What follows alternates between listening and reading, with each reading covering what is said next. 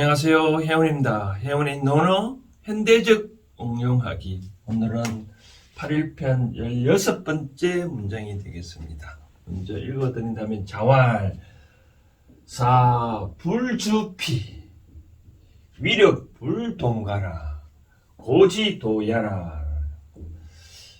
오늘 문장이 간단하네요. 이제 먼저 해석을 해드린다면 자활, 공자께서 말씀하셨다. 불주피, 이 사자는 활 쏘는 사자거든요. 솔사자입니다. 솔사. 이 솔사자인데 옛날에는 이 활 쏘는 과목이 이 기본적으로 학교 다닐 때 6회 하네. 6회 6가지 과목이 있었대요. 뭐 애도 있었고 이제 A 악도 있었고 요 사가 있었는데 사가 이제 세 번째 과목 중입니다. 그만큼 옛날에 선비들은 이 활 쏘는 법을 기본적으로 배워야 하는 과목입니다. 그래서 이 활 쏘는 데 있어서는 불주피, 피를 주로 하지 아니었다라고 되네요. 이 피를 주로 하지 아니었다가 무슨 뜻인지 이 뭐 해석은 그게 두 가지로 나누어지는 것 같아요.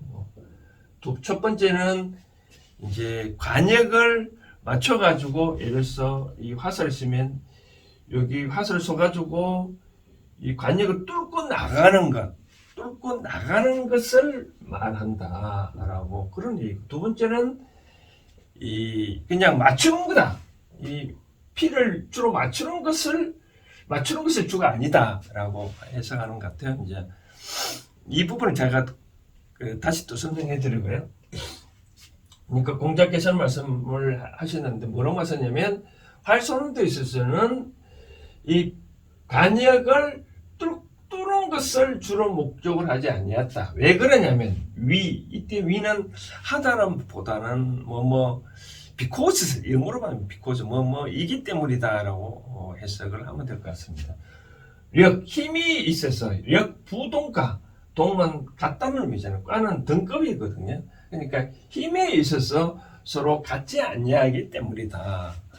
그렇죠. 우리가 활을 쏘면 저도 이제 활을 쏘보니까 이 상당히 힘들더라고요. 힘을 딱 두드리면 이 맞추는 것도 힘드는데 또 맞추는 것뿐만 아니라 또 이 통과도 해야 되는 뚫고 나가는 것은 되게 어렵겠죠, 그렇죠?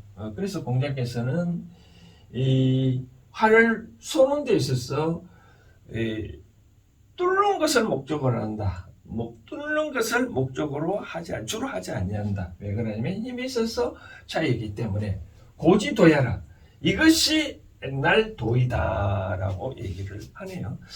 이제 거기 이제 요거를 내막을 살펴본다면 옛날에는 이제 이 하은주가 주나라가 이제 이 어찌됐든 간에 봉건 체제에 형성되고 난 다음에는 이제 전에는 이제 어느 나라를 멸망시킬 때는 여러 가지 이 시합을 어떤 전쟁이 있어 사람을 어찌됐든 간에 전쟁이 이겨야 되니까 어떻게 이 활을 잘 쏘가지고 사람을 죽여야 되잖아요, 그렇죠?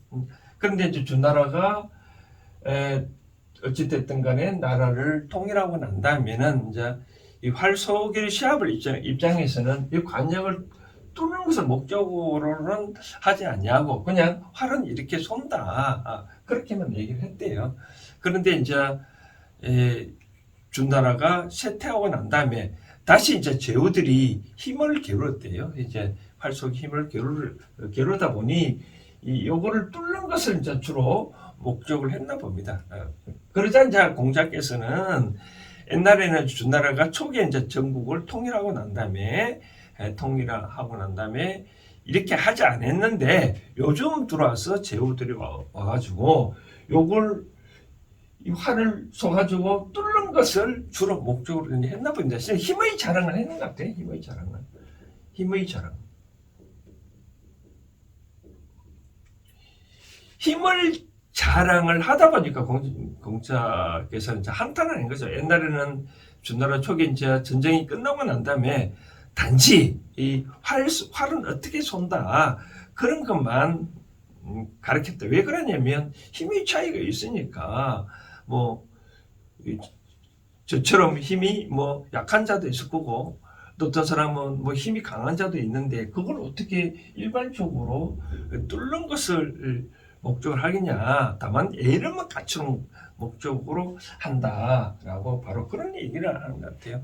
그런데 이제 요즘 이 말세에 와서 과거에 다시 돌아간다 이거죠. 그래서 좀 안타깝다. 그런데 과거에는 고지도, 이 고지도란 말은 이것이 옛날 도다는 거죠. 그죠? 활쏘기는 뚫는 것을 목적으로 하지 않냐고 그 이유가 힘의 차이이기 때문에 했는데 뚫는 것을 목적으로 하지 않냐는 것이 옛날의 도다라고 바로 그런 의미입니다.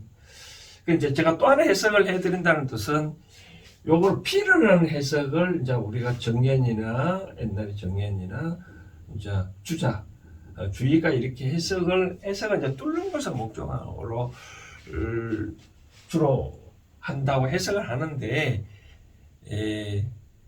이제 이 뜻을 피가 먼저 우리가 이제 관역을 보면 뭐 저는 보니까 집으로 만든 여러 가지가 돼 있고 가운데 이제 이 짐승의 가죽을 하고 저 종이에 이렇게 설치를 하잖아요, 그렇죠?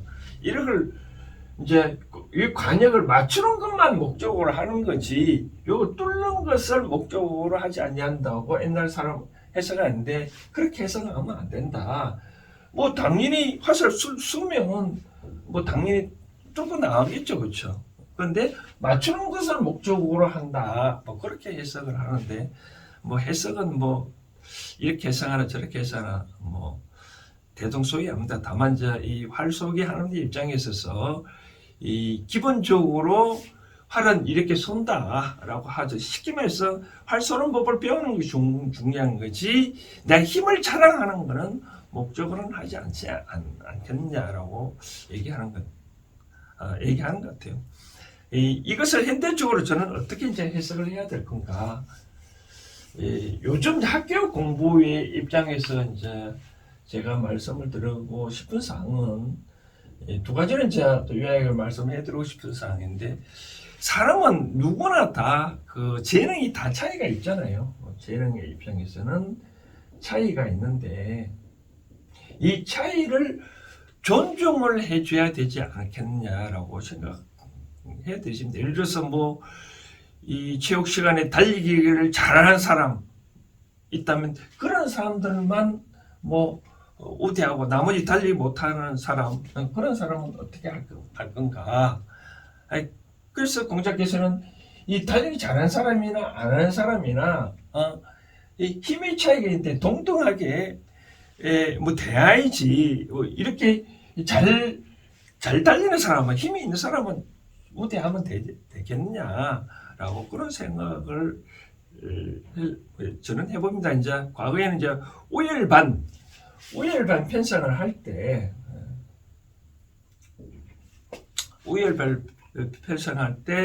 뭐 우수반, 열등반 차이를 나눠서 교육을 시키는 것이 이것이 잘된 교육이냐라고 봤었을 때, 저는 학교 다닐 때 고등학교 때 1학년 때는 우열반을 편성을 했는 것 같아요. 이제 2학년, 3학년 때부터는 이제 그게 교육에 문제가 있다 해서 폐지를 하고 같은 반에서 이제 뭐 1등한 사람, 뭐 우수한 사람 같이 공부를 해왔는데, 진정한 학교 공부는 뭐 우열반 편성하는 것보다는 같이 더불어서 생활해서 공부를 하는 게 낫지 않겠냐라고 저는 그런 생각을 해드리고 싶네요.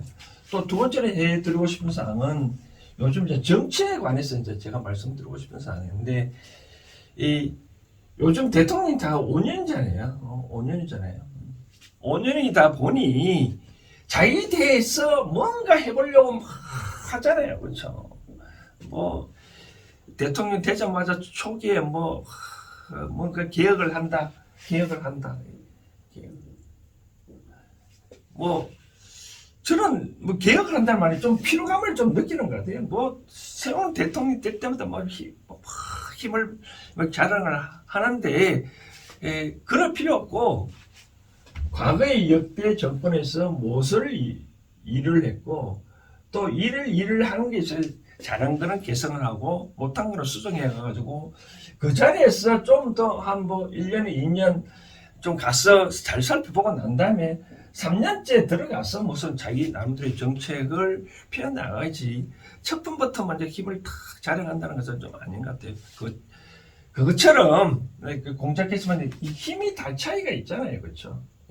뭐 장군들도 차이가 있고 대통령도 다 역량이 차이가 있는데 역대 정권에서 하던 것처럼 나도 그렇게 하면 성공할 수 있다 해서 다 그렇게 초기에 할 필요가 있겠느냐. 시대에 따라 다 다르잖아요. 그렇죠? 과거는 과거고 우리가 군사 정권에서 문민 정권에 넘어왔을 때는 나름대로 차이가 있었거든요. 이 당시에는 이렇게 시대적 요구사항이 있었잖아요. 그렇죠? 이런 경우에는 무슨 뭐 가감하게 없앨 건 없애고라고 하지만 이제는 제가 말씀드리고 싶은 사항은 우리가 과거의 경제력이 뭐 우리가 경제 성장이 7%인지 10%니 이렇게 막 성장을 해왔잖아요. 그렇죠? 요즘은 뭐 경제 성장이 2, 3%가 성장을 해도 좋다고 하잖아요. 그럼 이런 시대 때는 큰 변화가 있었으면 안 되거든요. 그래서 정책이라는 것은 꾸준히 뭐 어떤 해야 되고 또 예측 가능한 것이 돼야 되거든요. 예를 들어서 이제 요즘은 이제 이 도로에 가보면 이 도로 교통 표지판이 이제 잘 돼 있는데 도로 교통 표지판이라는 것은 어디 몇 킬로 정도 가면 뭐가 나온다. 다음에 이제 여기 빠져나가는데 하나의 예정이잖아요. 그렇죠? 예정이죠. 그럼 누구나 다 운전해가지고 어디 가려면 그렇게 잘 빠져나가잖아요. 그렇죠?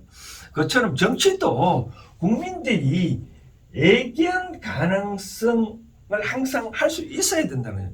그럼 어떤 정권이 와가지고 뭐 갑작스럽게 국회가 뭐 다수당을 점령을 했다 해가지고 막 정책을 바꾸다 보니까 예를 들어서 뭐 임대차 3법 같은 경우 많이 혼란이 있었잖아요. 그죠? 예상을 못 하잖아요. 그럼 국민도 혼란이 있다는 거예요. 그렇기 때문에 이제 저는 요 이론을 아까 말씀드린 위력 부동가 다 차이가 있다는 거죠. 차이가 있다는 거죠. 힘에 있어서는 다 동일한 급이 아니기 때문에 화를 맞출 수도 있고 못 맞출 수도 있고 화를 그 간역을 뚫을 수도 있고 못 뚫을 수 있는데 뚫는 것을 거기서 우대하면 안 된다라고 말씀드렸다시피 이제 시대에 다 다르기 때문에 과거 역대 정권에서 계획을 했다면 나도 한번 해보자.